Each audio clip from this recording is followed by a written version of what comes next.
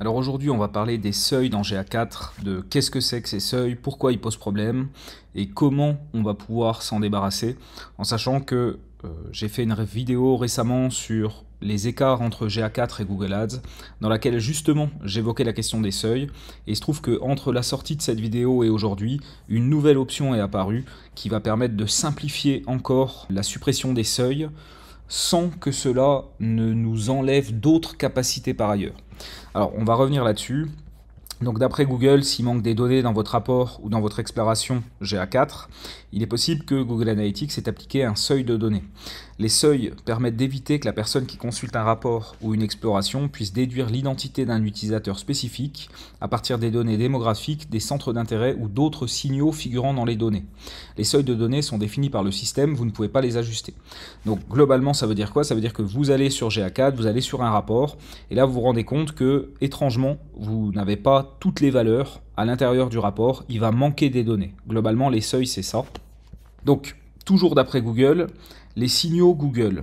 Donc les signaux Google, c'est les données d'un rapport ou d'une exploration peuvent être masquées lorsque les signaux Google sont activés et que le nombre d'utilisateurs est faible sur la période spécifiée. Données démographiques. Pour un rapport ou une exploration, si l'identité pour le reporting repose sur l'ID de l'appareil, la ligne contenant ces données peut être masquée si le nombre total d'utilisateurs est insuffisant. Informations sur les requêtes de recherche. Si un rapport ou une exploration comprennent des informations sur une requête de recherche, la ligne contenant ces données peut être masquée si le nombre total d'utilisateurs est insuffisant. Donc globalement, ça, c'est les différentes raisons, les différents contextes dans lesquels Google Analytics 4 est susceptible d'appliquer des seuils. Donc soit vous avez les signaux Google qui sont actifs au niveau du reporting de l'identité, soit il y a des données démographiques qui vont poser problème, soit des infos sur les requêtes de recherche qui peuvent poser problème. Ça, c'est les trois grands contextes pour lesquels on peut rencontrer du seuil à l'intérieur de GA4. Donc comment on va gérer ce problème de seuil? Donc ça, c'est des choses que je vous ai expliquées dans la vidéo précédente. On va pouvoir prendre une période d'analyse plus longue. Par exemple, vous regardez les données pour la journée d'hier, et là, il vous manque des choses. Il y a plein de trucs qui ne sont pas là-dedans parce que la donnée, elle est étudiée sur une période vraiment courte. Si vous regardez sur 7 jours, vous allez avoir beaucoup plus de données. En fait, le seuil aura disparu, ou alors le seuil sera moindre, ce qui fait que vous pourrez avoir plus de données. Maintenant, évidemment, si vous voulez regarder uniquement les données d'hier, malheureusement, cette solution-là, elle ne va pas répondre à votre problème. Vous continuerez d'avoir le problème si vous voulez analyser sur une journée ce qui s'est passé. Après, il y avait une autre option qui allait être de changer l'identité pour le reporting. Donc on va revoir ça dans cette vidéo vite fait, et surtout la nouveauté, celle qui nous intéresse aujourd'hui, c'est la possibilité de ne plus inclure les signaux Google dans l'identité du reporting, mais de les avoir quand même quand on va faire de la création d'audience. C'est une toute nouvelle option qui vient de sortir, donc on va voir ça en détail. Je voudrais d'abord qu'on revienne sur cette option-là. Donc de manière générale, si vous passez en identité de reporting basée sur l'appareil, vous éviterez la plupart des problèmes de seuil, c'est-à-dire basés sur le cookie uniquement. Donc effectivement, dans GA4, comme je l'avais déjà expliqué dans la vidéo précédente, pour mesurer les utilisateurs qui arrivent sur un site web, Google va utiliser évidemment le cookie, donc ça c'est ce qu'on dit basé sur l'appareil en fait, c'est-à-dire basé sur l'identifiant de ce navigateur et de cet appareil. La somme de tout ça nous donne un identifiant unique et on identifie un utilisateur par le fait qu'il se connecte à notre site, qui vient sur notre site, il est repéré par l'analytics et le système d'identification de cet utilisateur, ça va être vraiment le client ID, c'est-à-dire un identifiant qui identifie de manière unique un navigateur dans un appareil avec une configuration bien particulière. Ça, c'est le reporting basé sur l'appareil. Maintenant, Google propose d'autres systèmes pour identifier. On va revenir là-dessus dans quelques slides. Donc vous avez la possibilité de dire à Google, ok, pour éviter les seuils, je veux paramétrer mon identité de reporting uniquement sur l'appareil, c'est-à-dire en se basant sur le cookie. Et du coup, ça va vous éviter les seuils. Par contre, cette méthode, elle a un inconvénient qui est quand même de taille, c'est que du coup, vos données elles vont être moins dédoublonnées parce qu'elles ne s'appuieront plus sur les signaux Google qui dédupliquent en fonction des comptes Google partagés à plusieurs appareils, ni sur l'user ID qui identifie un utilisateur à travers plusieurs appareils s'il se connecte au web. Alors, il y a beaucoup de choses là-dedans, donc je vais essayer de les détailler. Globalement, comme j'expliquais, Google Analytics si on remonte à Universal Analytics, c'est-à-dire la version précédente de GA4, on peut l'appeler également GA3, elle utilisait le client ID, c'est-à-dire le cookie, le client ID, l'identifiant unique de cookie, qui, pour rappel, identifie un navigateur et une configuration matérielle spécifique. Vous voyez, par exemple, si on se base sur le cookie, si je me connecte depuis un ordinateur à un site web et que tout de suite après, je prends mon téléphone portable et je me connecte à ce même site, je suis deux utilisateurs différents. Pourquoi? Parce que c'est basé sur le cookie. J'ai un cookie sur le mobile et j'ai un cookie sur l'ordinateur. Donc je suis deux utilisateurs, alors qu'en réalité, je suis un seul utilisateur. Et du coup, si vous utilisez cette identité de reporting basée sur l'appareil, alors vos données vont être moins dédoublonnées parce qu'elles ne s'appuieront plus sur les signaux Google. Donc les signaux Google, lui, ça va dédupliquer en fonction des comptes Google partagés à plusieurs appareils. Je vous redonne le même exemple. Je me connecte depuis mon ordinateur, je me connecte depuis mon téléphone, sauf que si les signaux Google sont actifs pour l'identité de reporting, moi je suis connecté à mon compte Google depuis mon ordinateur, mais je suis aussi connecté à mon compte Google depuis mon téléphone. Et donc du coup, Google, par le biais de cette connexion de mes deux appareils à un seul et même compte Google, en utilisant les signaux Google, il va savoir que moi, je suis une seule personne à travers deux appareils. Donc je suis un utilisateur pour deux appareils et deux sessions. Alors que si je n'utilise pas les signaux Google, Google ne peut pas savoir que ces deux appareils appartiennent à la même personne et ne déduplique pas. D'accord? Donc ça, c'est un premier cas. Et le deuxième cas, c'est qu'il y a aussi ce qu'on appelle l'user ID.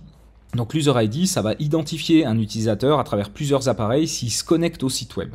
Donc admettons, je me connecte depuis mon ordinateur, je vais sur un site web, j'ai un compte client, je me log. Ensuite, je fais la même chose depuis mon téléphone. Là, j'ai un seul user ID pour deux appareils, deux sessions et une seule personne. Et en fait, l'user ID, généralement, ça va être mon identifiant de base de données. Si par exemple, admettons, je me connecte à un site e-commerce et je veux commander. Quand je vais me connecter à ce compte-là, j'aurai un identifiant unique qui correspond à la ligne dans laquelle moi je suis enregistré comme utilisateur dans la base de données de ce site-là, dans la base de données utilisateur du site.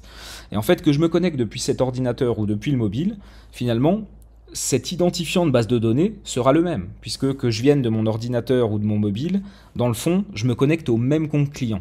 Et donc cet user ID est également, un peu comme les signaux Google, un système qui nous permet de dédoublonner les données et de se dire, ok, bah, cette personne, elle s'est connectée à notre site depuis son appareil mobile, mais aussi depuis son ordinateur.